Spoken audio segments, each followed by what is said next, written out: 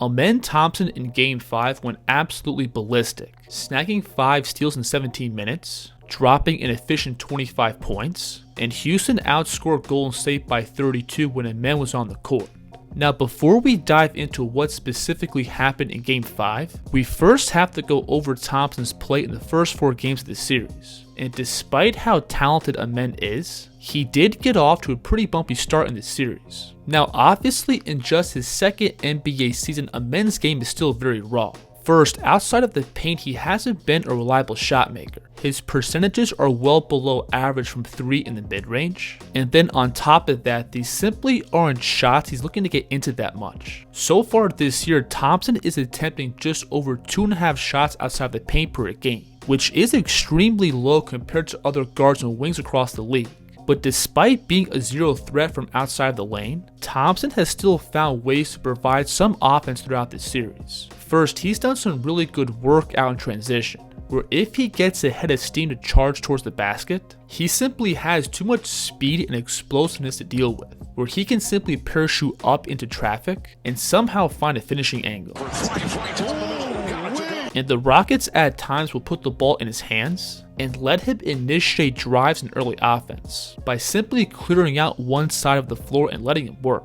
Now on top of that speed and verticality, I also think Thompson has really underrated strength. When playing downhill, Amen is constantly seeking out contact by attacking the defense's body on the floor or absorbing that contact after he's elevated.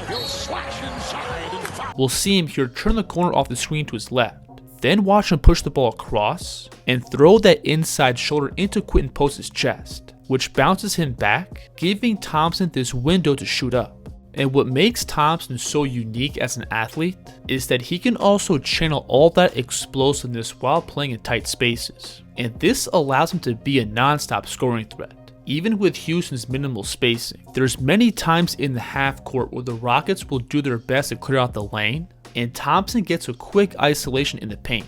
And those physical tools are enough by itself to generate buckets and fouls. Thompson is one of them. Inside on Looney. And then on top of that ability to put pressure on the rim, Thompson is also starting to develop a nice floater game from 10 to 12 feet. And these are shots that he can use if the paint is crowded with extra bodies, or he can use these looks to simply rise up and over mismatches. And Thompson's also getting comfortable creating these looks off the dribble, being able to use that downhill threat to push the defense back, to then rise up for these soft push shots. I like this move here, where Thompson's going to set up this floater with a right-left Euro step. And then it's also important to note that Amen is also one of the best cutters in the league. He's great at sneaking behind the defense on the baseline for easy catch and finishes. Plus, you can also use him as a screen and roll man. Jimmy Butler.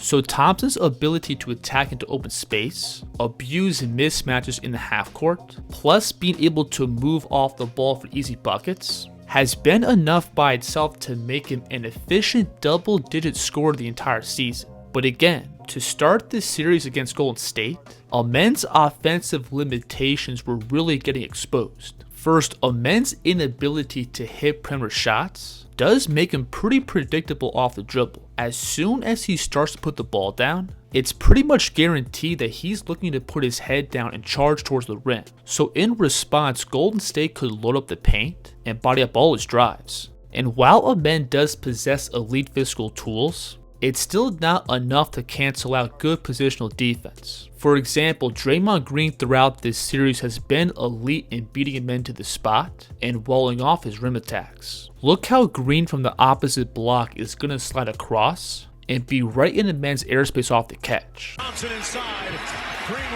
And while attacking downhill, I also think Thompson needs to get better at processing the whole floor. There's many times where he exposes the ball to the gap defense, and if he draws 2 defenders, he often has a hard time making the right play, where he gets rushed and flings himself in the air, hoping to find some kind of a passing read.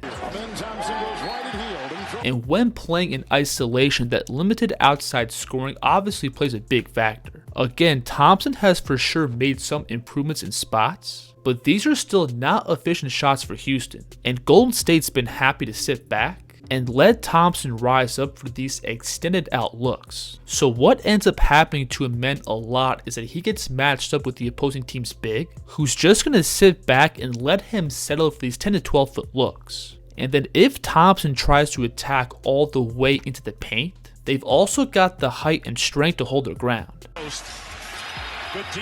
So in his first 4 playoff games, Amen was pretty much a non-factor. His effective field goal percentage got pulled down below 45%, and the Rockets got outscored by 27 with him on the court. But in Game 5, Amen's impact jumped up to a totally different level, and everything stemmed from his defense. Despite how much upside Thompson has offensively, he's already in the conversation for one of the best wing defenders in the league, and that was on full display in Game 5. First, Amen at the point of attack was giving Curry non-stop headaches, where his blend of length, quickness, and hand speed makes him really problematic on the ball. Look how he's able to keep his feet and hips in front, but he's also got the reach to extend out and poke the ball free. And then on top of all that, Thompson also has elite anticipation. Look how Houston is going to initially switch the screen, but Thompson is still able to dart across and snag this bounce pass. And what also makes Thompson special is that he has a huge impact when playing off the ball. He's always putting himself in the right spot to either snag steals or use that length to make plays on the ball.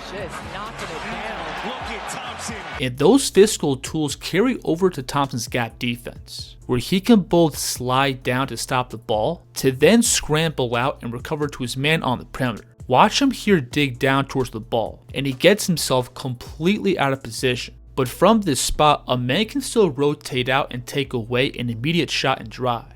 And Amen's size also gives the Rockets some additional protection around the basket. I wouldn't say he's a top tier rim protector, but he does have really good instincts in the paint. I love this play here, where Quentin Post is able to beat Adams on the perimeter, but look how Amen is going to first stunt up towards the ball, to then shift back down towards his man, and he forces Post into an awkward running push shot. And then that defense naturally transfers over to Amen's offense, where those turnovers sped up the game and led to him getting easy buckets out on the break. And like we've gone over, if Amen gets a head of steam going at the basket, he's easily one of the toughest players to deal with at the rim. Watch him here come off the screen to his left, to then use all this space to build up momentum and teleport up to the rim. So in just his second NBA season, I think Amen Thompson is already a very impactful player. He's one of the best defenders in the league both on and off the ball, and he still finds ways to be productive offensively despite his limited skill set. Going forward, in order for Amen to have a more consistent offensive impact, he's obviously going to have to become at least a capable outside shooter. Plus, I also think his passing and overall basketball feel has some room for improvement.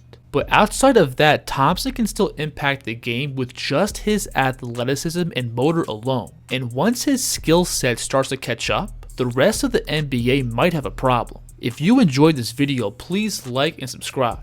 And let me know in the comments who the kids should break down next. The kids here.